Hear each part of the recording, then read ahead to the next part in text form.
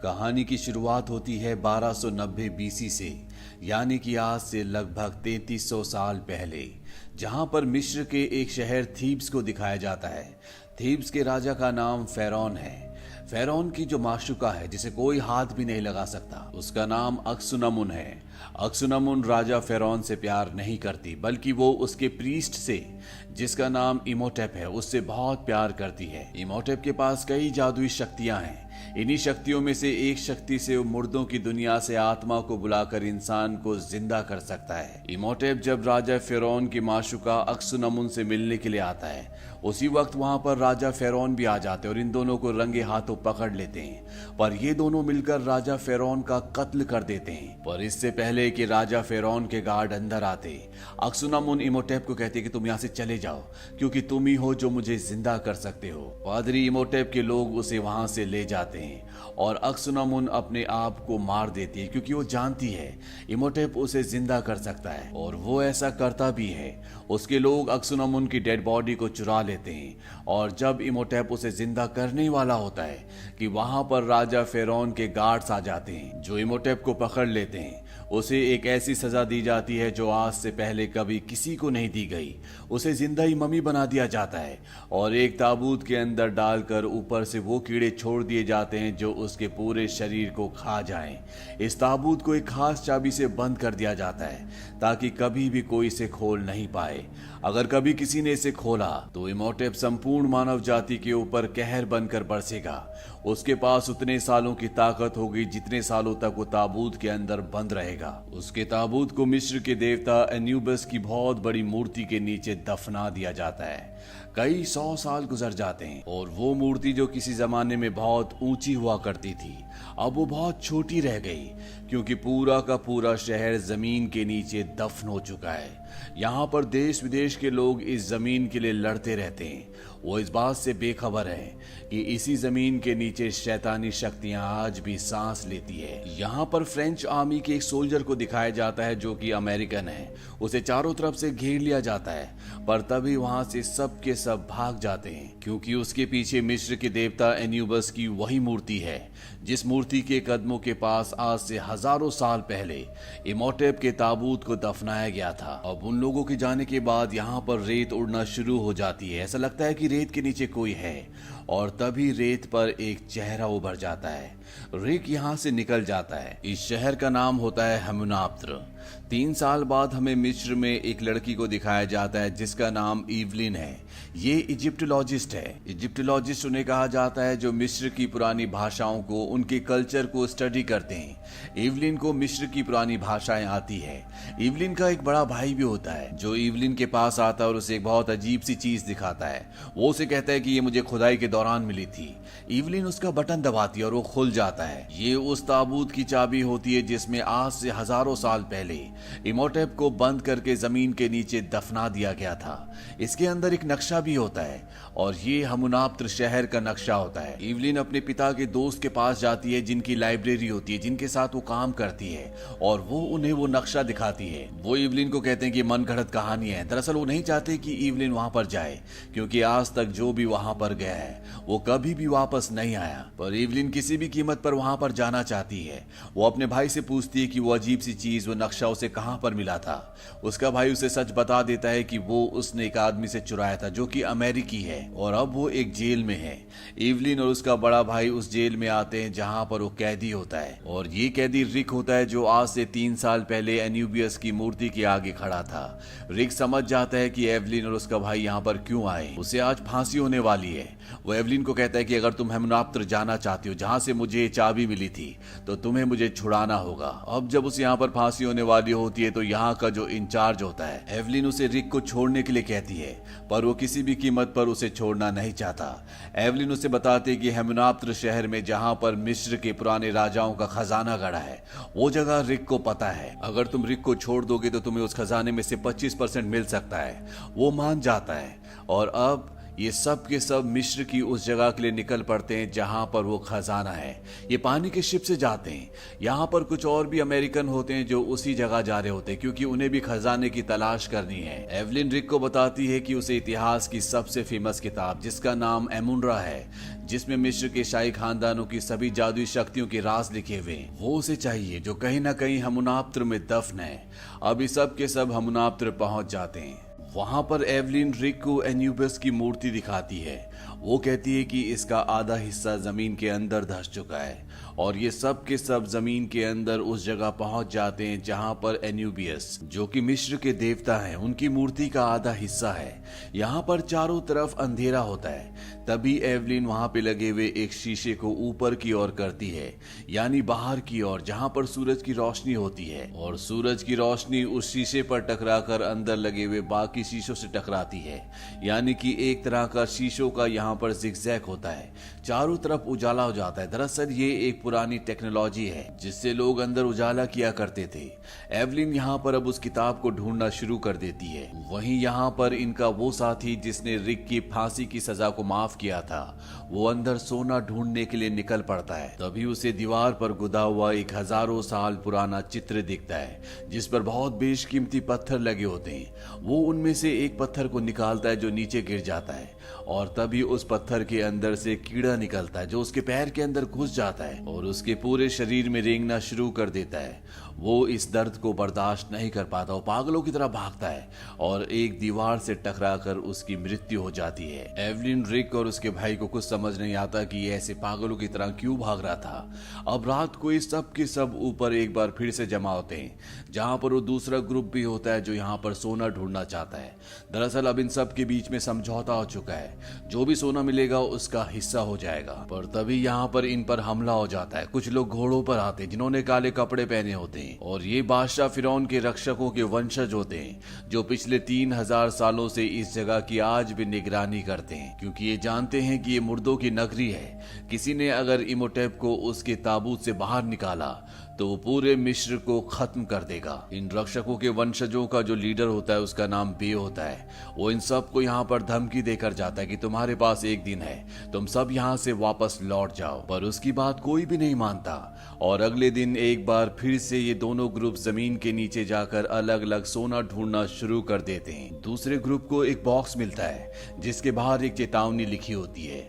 उसमें लिखा होता है कि अगर किसी ने मरे हुए को जिंदा करने की कोशिश की तो उस पर एक श्राप लागू होगा। इस बॉक्स को खोलने वाले सभी लोगों को मार देगा, उनका खून चूसकर उनके शरीर के अलग अलग हिस्से निकालकर वो एक नया रूप धारण करेगा और आत्माओं की दुनिया से हमेशा के लिए हमारी दुनिया में आकर इस पूरी दुनिया पर अपना कब्जा कर लेगा। पर यहाँ पर जो लोग इस चेतावनी को पढ़ते हैं वो इसे एक अंधविश्वास समझते हैं और वो इस बॉक्स को खोल देते हैं। इसके अंदर वो किताब निकलती है जिसे पढ़कर आज से 3000 साल पहले इमोटेप अपनी माशूका को जिंदा कर रहा था, पर इसे खोला नहीं जा सकता क्योंकि इसमें खास तरह का लॉक होता है जिसे खास किस्म की चाबी से खोला जा सकता है, और ये वही चाबी होती है जो एवलिन के पास है।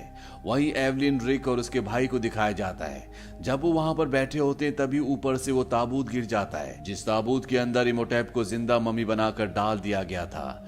एवलिन के पास इस ताबूत की चाबी होती है जिस चाबी से इस ताबूत को खोल देते हैं और अगले पल अंदर से इमोटेप की सड़ी हुई बॉडी निकलती है। लेकिन इस सड़ी हुई बॉडी में एक खास बात होती है कि ये आज भी लगातार गल रही होती है। एवलिन ने अपनी जिंदगी में कई ममीज देखी है पर उसने ऐसी मम्मी कभी नहीं देखी। अभी रात को सब के सब ऊपर आ जाते हैं और जब सो रहे होते हैं तभी एवलिन उस किताब के पास जाती है। वो रिक को बताती है कि वो किताब नहीं है जो उसे चाहिए क्योंकि वो किताब सोने की बनी है। वो कहती कि शायद ये काले जादू की किताब हो। वो उस किताब को उस चाबी से खोल देती है जो उसके पास होती है और उस किताब में लिखी हुई कुछ लाइंस को पढ़ती है जिसमें लिखा होता है, सदियों से सोया है जो, जाग जाए वो, जाग जाए वो, जाग जाए वो। जैसी इवलिन इस लाइन को पढ़ती है तो नीचे तहखाने में जहां पर इमोटेप की मम्मी होती है वो जाग जाती है, यानी कि वो आत्माओं की दुनिया से वापस आ चुका है। और साथ ही साथ यहाँ पर बहुत सारे टिड्डे और अलग अलग तरह के कीड़े इन पे हमला कर देते हैं। इन कीड़ों से बचते हुए जब सब भाग रहे होते हैं तो इवलिन रिक से और अपने भाई से अलग हो जाती है और एक खुफिया दरवाजे से अंदर गिर जाती है, जहां पर इमोटेप की मम्मी होती है जो अब जिंदा हो चुकी है। यहाँ पर उन लोगों में से एक आदमी वो भी होता है जिसने उस बॉक्स को खोला था जिस पर श्राप लिखा था कि इस बॉक्स को खोलने वालों के शरीर से वो एक नया रूप धारण करेगा। इसीलिए इमोटेप की मम्मी इस आदमी की आंखें निकालकर अपनी आंखें लगा लेती है और अब वो इवलिन की तरफ बढ़ रहा होता है। पर तभी यहाँ पर रिक और इवलिन का भाई आ जाते हैं। रिक उस मम्मी को कई गोलियां मारता है और ये सब के सब उस जगह से निकल जाते हैं। तभी इनके सामने राजा फेरौन के रक्षकों के वंशज आते हैं, जिन्होंने एक दिन पहले इन्हें चेतावनी दी थी कि तुम सब यहाँ से चले जाओ।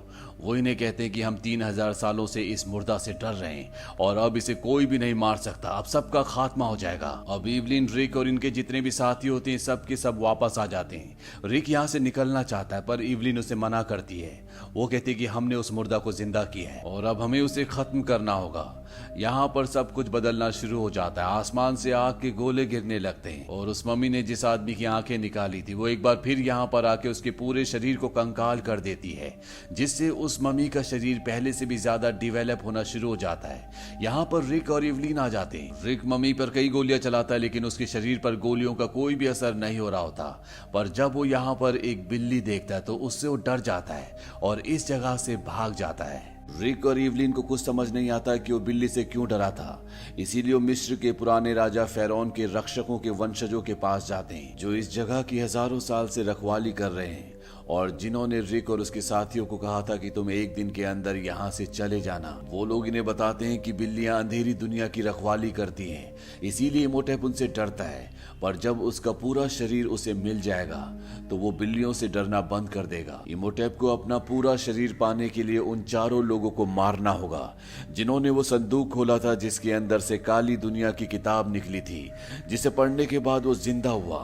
हालांकि अब वो एक को मार चुका है पर अभी भी 3 बचे हुए हैं। इवलिन यहाँ सबको बताती है कि जब सबसे पहले मुझे इमोटेप ने देखा था तो उसने मुझे अनक्सुनामुन कहा था। उसने ऐसा क्यों कहा?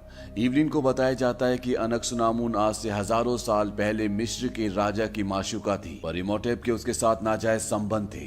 उन दोनों ने मिलकर राजा फेरौन का कत्ल कर दिया। इसीलिए सजा के तौर पर इमोटेप को जिंदा मम्मी बनाकर दफन कर दिया गया।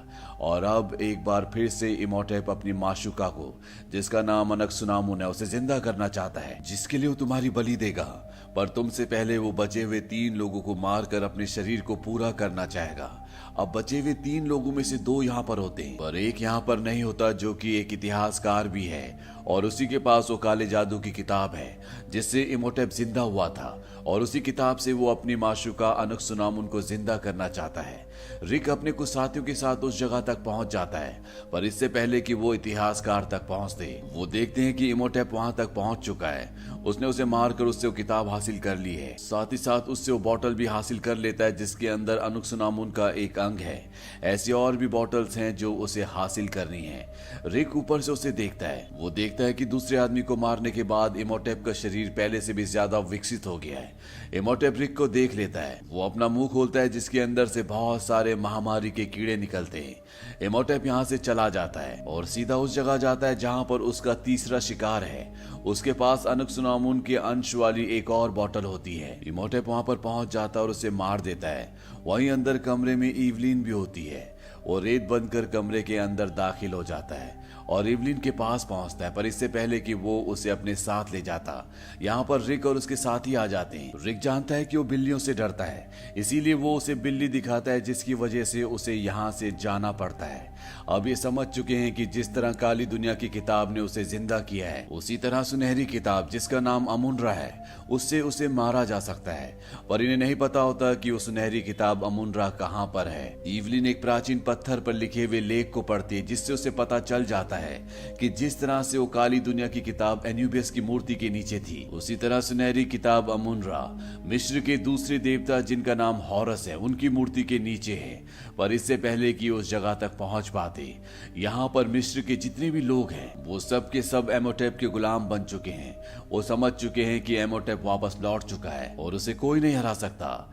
इन सब को घेर लिया जाता है और वहां पर एमोटेप आता है। वो एवलिन से कहता है कि अगर तुम मेरा हाथ पकड़ लो तो मैं तुम्हारे साथियों को छोड़ दूंगा। एवलिन को मजबूरी में ऐसा करना पड़ता है, पर इमोटेप ने इन सबको धोखा दिया होता है। वो अपने आदमियों से कहता है कि इन सबको खत्म कर दो, पर किसी तरह से रिक और उसके साथी बच जाते हैं और एक बार फिर से वो उसी जगह पहुंच जाते हैं जहां से उन्हें काले जादू की किताब मिली थी। पर इस बार इन्हें हॉरस की मूर्ति को ढूंढना है। ये उस जगह तक पहुंच जाते हैं जहां पर हॉरस की मूर्ति है।